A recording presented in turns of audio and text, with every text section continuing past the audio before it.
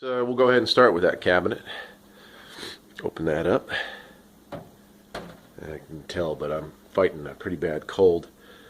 Up on the top shelf here's a little mix and match. This is kind of unorganized, but they've got a set of Allen wrenches. Actually, I need those, so that's a tape measure. Most of the stuff you see in the back there are cables for my scan tool and a digital multimeter. This is kind of a neat tool. It's a magnetic base, and it's you can bend it, and it holds your flashlight when you're working on cars, which is kind of nice. Okay, go down to our next level here, and I've got my OTC Genesis scan tool and a box of gloves. Love that scan tool. If you're interested in an advanced scan tool, very inexpensive. I can't recommend that highly enough. And at some point I'll do a video review showing off how cool it is. But you can pick those up for like $150, $200, and they'll do just about everything you need to do with a car. Alright, we'll move down here, and I've got some Briggs & Stratton parts there. That's a starter rebuild kit. That is a UV light kit for detecting AC and oil leaks with UV. The blow molded cases here. This first one is a good old-fashioned Craftsman strobe light, timing light. You don't use those very much, so I took that home from work. And then that is actually a knife deer processing kit that I purchased. I mean, not just deer, you can use it for anything. And then down here, got a K&N rebuild kit. These are just tape and pieces. That's for a funnel for chemicals. Got some safety protection glasses. In the back there is a vinyl repair kit, and that blue plastic line there is for a vacuum tester. And then in the bottom drawer, I've got most of my AC stuff. Back when I lived in a hotter climate, AC business was big business. Up here, not so much. So I keep it at the house most of the time. I will bring it in for the summer for those few months that people might come in and need work. Also got a Volvo fuel pressure gauge with the special Volvo fittings for the old LH systems. That was what I specialized in back in the day. And in the back there, I've got UV dye cartridges for a UV dye tool. I don't know where the tool is. I think I might still have that at work because I did fill up a car not too long ago. Anyway, I like that Harbor Freight side cabinet. I did buy an extra shelf for it because it comes with just one shelf, and really I could almost go with 3 on that. Up on top here, this tray is like, it's hard to see, but mostly electric stuff, spare parts, just little tidbits. And in my Montezuma box, which I used to have here at the house, I've sold. This fit in a drawer, and I just haven't had a place for it, so it's kind of random stuff. I've got a Pex Crimping Tool that I've just purchased because I need to do some repair work underneath the house, and a set of mechanics gloves. And we'll move on over to the Craftsman box. In the back there, those are standard size sockets in both 6 and 12 point. I'm missing 1 or 2 of those. I've been trying to make a list of all the sockets I'm missing. I'll reorder. At work, I have the impact stuff, and so I keep the older. This is the stuff I started off with in life, the regular chrome. And up front is what's left of my 12-point metric set. Obviously a lot of holes in that kit. But again, I'm taking inventory. I'm going to try to find some replacements before Sears completely buckles and goes under. Then here I've got some precision screwdrivers, little stuff for delicate work. A couple of impact sockets that I brought home for a specific job, and my Craftsman impact wrench, which I keep here at the house because at work I don't do engine rebuilds or anything like that, so that's best left here. Okay, and then we had a bunch of smaller drawers here. Again, this is kind of overflow from work, so I'm a pretty organized individual, but there might be some unorganization going on here. So I got my saw blades for the different. I got a circular saw set and hacksaw, stuff like that. A couple of zip ties as well, and some blades. Allen wrenches and specialty wrenches here. Gloves and a flashlight. That flashlight probably doesn't work, but some gloves. These gloves are smaller gloves for my wife to use when she's helping me out here.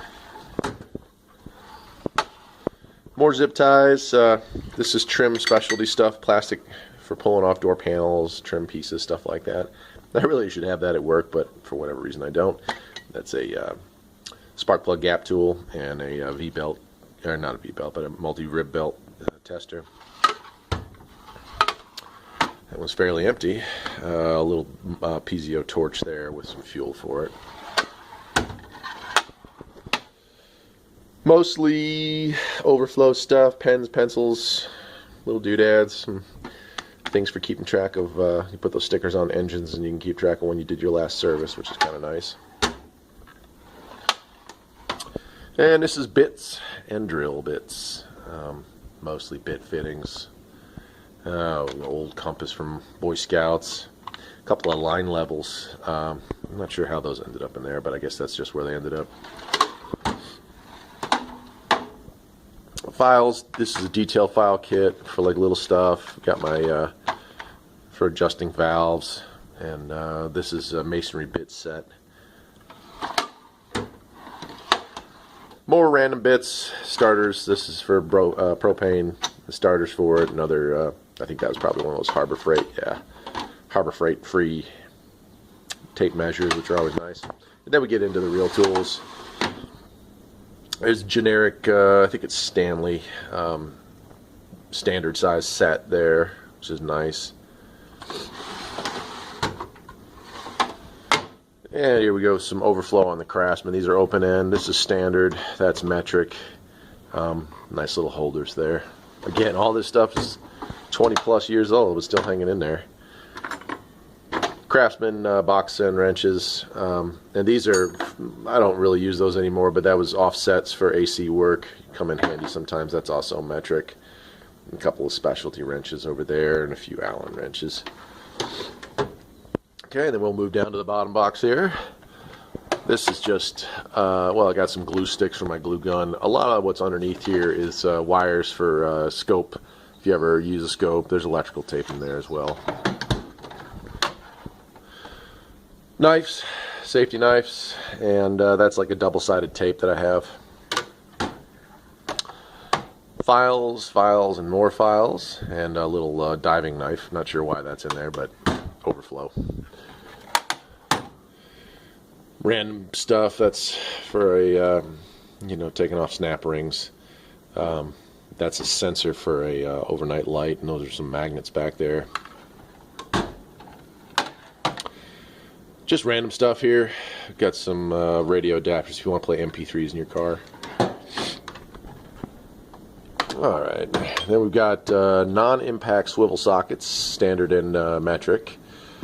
Breaker bar here, and a lot of different extensions, 3/8, quarter, and overflow. I've got a bunch of extras, so these are Craftsman round head. I got a 3/8 and a 1/2 inch there.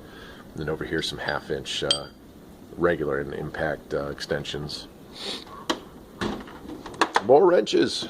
Another full set of Box and Craftsman metric. Some of the smaller specialty wrenches, but more Allen wrenches, more specialty wrenches, ratcheting specialty wrenches. Excuse me. Offset box wrenches, which I used to use a lot on Volvo work, but really haven't had need for, so I took them home. Then we got our stuff here. This is 1/2 inch in the back, metric, 12 point, standard 12 point. There's 6 point behind there. Then you've got your standard 3/8, 6 point, standard 3/8, and 12 point metric. 1/4 inch stuff here. Another set of ratchets, 1/4 inch. That's a swivel Matco one that I just took home because it used to drive me crazy. Spark plug sockets, triple square sockets there, and some specialty stuff. And then we got our pliers and side cutters. This is all overflow from work, and as you can see, I apparently have some kind of a fetish when it comes to pliers because I have way too many of them. But it's just a bunch, different brands, different types. Then we get down into more household repair stuff. This is another Pex crimper, 1/2 inch, Pex ring cutter, Pex hose cutter. That's for putting in Pergo. You know, grinding wheel for my grinder, blade sharpener, just random stuff. Here's a spare handle for my hammer. More of the same. I got an extra roll for the mat of the box here, a couple of hole saws, laser levels, planers, hole saws, bubbles, you know. And then down here in the bottom, this is just, oh gosh, a little of everything here. Mostly bits and pieces and parts, old radios, parts, fuses, bulbs, you name it, overflow. Every toolbox has at least one box of just crap like this. And I go through this every once in a while, but right now it needs to be cleaned up. Okay. Then on the side box, I've got my Ryobi charger and my waterproof phone out here.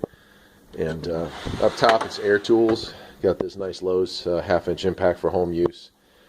And we got a air hammer, air gauge, just a variety of little things here. Again, this is stuff that I took home from work because I just don't need all this extra.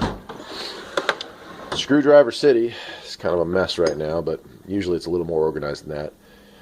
All the different screwdrivers, mostly Craftsman stuff, but a little of everything.